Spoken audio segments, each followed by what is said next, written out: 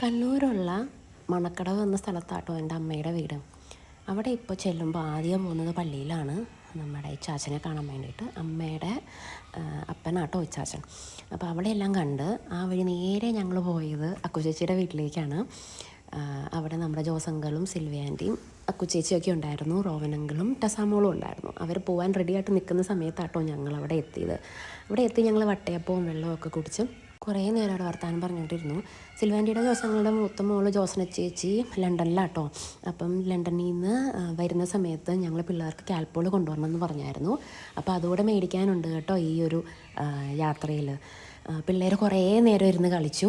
ടസാമോളും നോക്കോട്ടനും ലിയാങ്കുട്ടനും കൂടെ വീടിന് മുമ്പിൽ നല്ല സ്ഥലം ഉണ്ടായിരുന്നുകൊണ്ട് തന്നെ കുറേ നേരം കളിച്ചിട്ടാണ് ഞങ്ങൾ അവിടെ നിന്ന് പോയത്. ക്രിസ്മസ് ടൈമായിരുന്നേ, അതുകൊണ്ട് തന്നെ നമുക്ക് പുൽക്കൂടൊക്കെ കാണാം അവിടെ. അങ്ങനെ ജോസന ചേച്ചി കൊണ്ടുവന്ന കാൽപോളൊക്കെ മേടിച്ച് ഞങ്ങൾ ഭയങ്കര ഹാപ്പി ആയിട്ട് അവിടെ നിന്ന് ഇറങ്ങി. കാരണം അക്കു ചേച്ചിക്ക് റോവലേട്ടനും പെട്ടെന്ന് തന്നെ ബാംഗ്ലൂർ എത്തണം. അപ്പോൾ നമ്മളവിടെ സംസാരിച്ചുകൊണ്ടിരുന്ന അവരുടെ ഇറങ്ങുന്നത് ലേറ്റാവും. അതുകൊണ്ട് തന്നെ ഞങ്ങൾ അവിടെ നിന്ന് ഇറങ്ങി നേരെ പോയത് അമ്മയുടെ ഇളയ അനിയത്തിയുടെ വീട്ടിലേക്കാട്ടോ, ചീക്കാട്. അവിടെ കുഞ്ഞാണ്ടിയുടെ വീട്ടിലേക്കാണ് പോയത്. അവിടെ നമ്മൾ പോകണമെങ്കിൽ ഇങ്ങനെ ഒരു പുഴ കടന്ന് പോകണം, നല്ല ഭംഗിയാണ്. ചീക്കാട് ഉണ്ണീശോപ്പള്ളി അത്യാവശ്യം ഫേമസ് ആയ തീർത്ഥാടന കേന്ദ്രമാണ്. അപ്പോൾ അവരുടെ അടുത്താണ്, പള്ളിയുടെ അടുത്താണ് വീടുള്ളത്. പിന്നെ അവിടെ എത്തി അവിടുത്തെ പുൽക്കൂടൊക്കെ കണ്ടാണ് ഞങ്ങൾ വീടിൻ്റെ അകത്തോട്ട് കയറിയത്. നോക്കി നല്ല ചെടിയല്ലേ, കുറേ ഹാങ്ങിങ് ചെടികളൊക്കെ ഉണ്ട്, നല്ല അടിപൊളിയായിട്ട് പുൽക്കൂടാക്കി വെച്ചിട്ടുണ്ടായിരുന്നു. അങ്ങനെ ഞങ്ങൾ വീടിൻ്റെ അകത്തോട്ട് കയറിയത് തന്നെ കഴിക്കാനായിരുന്നു. ചായയും കുറേ സ്നാക്സും ഒക്കെ ഉണ്ടായിരുന്നു കേട്ടോ.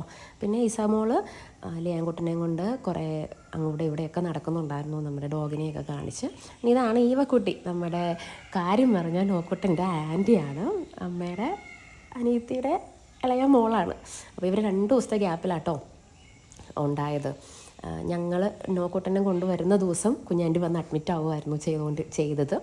പിന്നെ അവിടെ നിന്ന് ഞങ്ങൾ സ്നാക്സ് എല്ലാം കഴിച്ചു. അവിടെ അത് ഞങ്ങൾ കുറേ നേരം വർത്താനം പറഞ്ഞുകൊണ്ടിരുന്നു.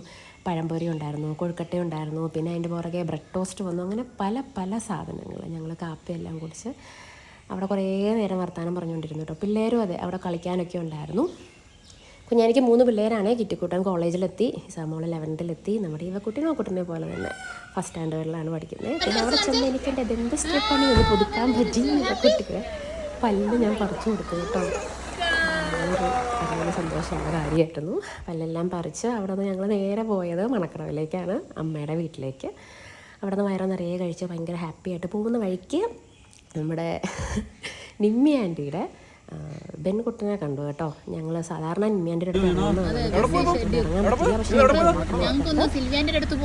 അന്വേഷണമൊക്കെ പറഞ്ഞ് ഞങ്ങൾ അവിടെ നിന്ന് മണക്കടവിലെത്തി.